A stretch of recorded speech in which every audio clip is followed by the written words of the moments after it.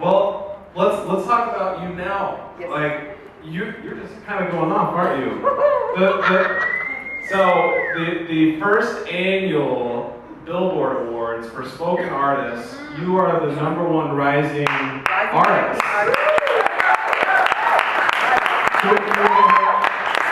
Rising Ranking Artist of the Year, Lyrical Influence 2012, first annual Spoken Word of Billboard Award. And I didn't believe it at first, so I went and checked it was real.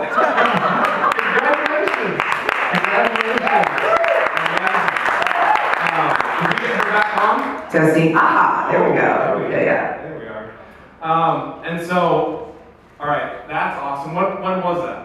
That was September 29th. I actually went to Michigan to perform in the award show, and when they called my name as the winner, and the thing about it is this, it's one thing for you to submit yourself and hope you win. It's another when you're going through Facebook and you see a posting that says, congratulations to those who have been nominated, and you say, oh, let me see who's been nominated. And you see your name in 2 different categories. I had not been notified. And it turns out, it was an open call. Billboard did an open call for people to solicit people that they thought should win. And my peers, those of you poets out there, you spoken word artists out there who knew of it, and you jumped on the bandwagon and you voted me. It was amazing to find it out that way. Oh yeah. So I did what I had to do to get there. It was so awesome. So let's move on to Lunar Love Affair. Is that kind of like your baby right now? It's my baby right now because Lunar Love Affair, cut number 6 on my CD. I got a story to tell at that table over there.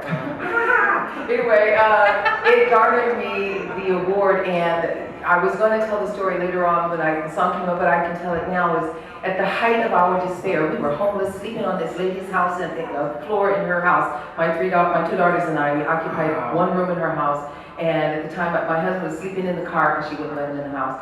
Paying her $850 now a month, right? Because I didn't want my kids to be in a hotel or a motel. We had to sell the house for equity, otherwise it was either foreclosure or bankruptcy, and I couldn't do the foreclosure and bankruptcy. I had too much ego at that time. So I sold the house for equity, and we were homeless for 3 months.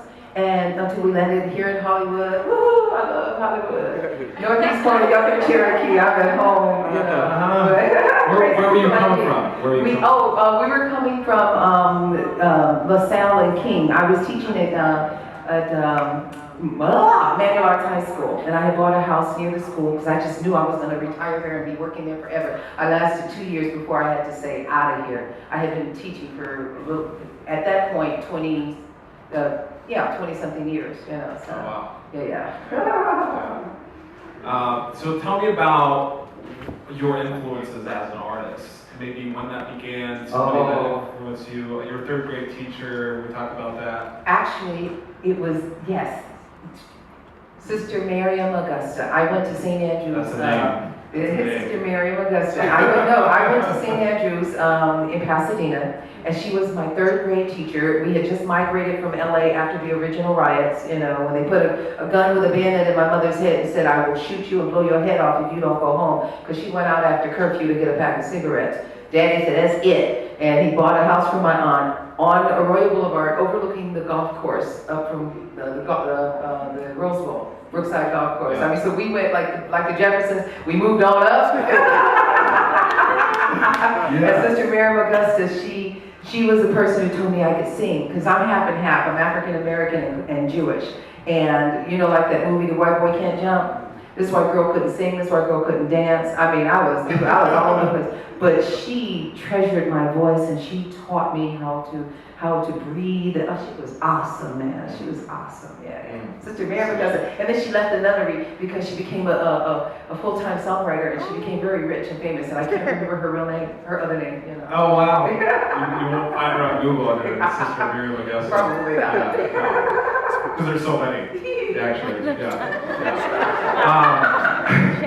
So, you're going on tour. Yes. Hey-o. Yeah. They're designing a full-fledged tour. We actually started it last month. We were in Georgia and did a big old photo shoot out there and all this wonderful clothes, and got this clothier. They're going to be designing clothes for me for the Oracle. It's going to be so cool. Oh my God. You know, so it's been exciting. You know, you hear about people saying overnight success. There is no such thing. Even Britney Spears, she started as a child, but we didn't see that. We don't remember that because how many of us as adults watch Disney, you know? But it's a craft that you have to hone, that you work on, and then finding somebody recognizes you or brings to the world's knowledge that you exist, and all of a sudden, it's amazing, my friend. It's absolutely amazing. I do have something that I can share that came, I think, as a result of the win of the Billboard Award, and that is I was asked to submit a piece for consideration to be performed as part of the inaugural celebrations next year in January.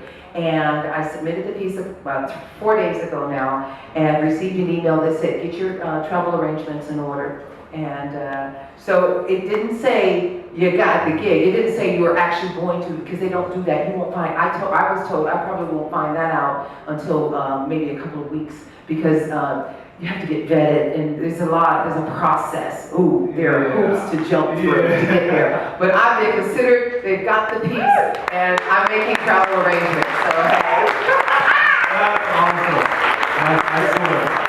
Oh, wait a minute, I gotta say, some of you guys are out there wondering, I wake up like this. Since I was a kid. Nobody's doubting.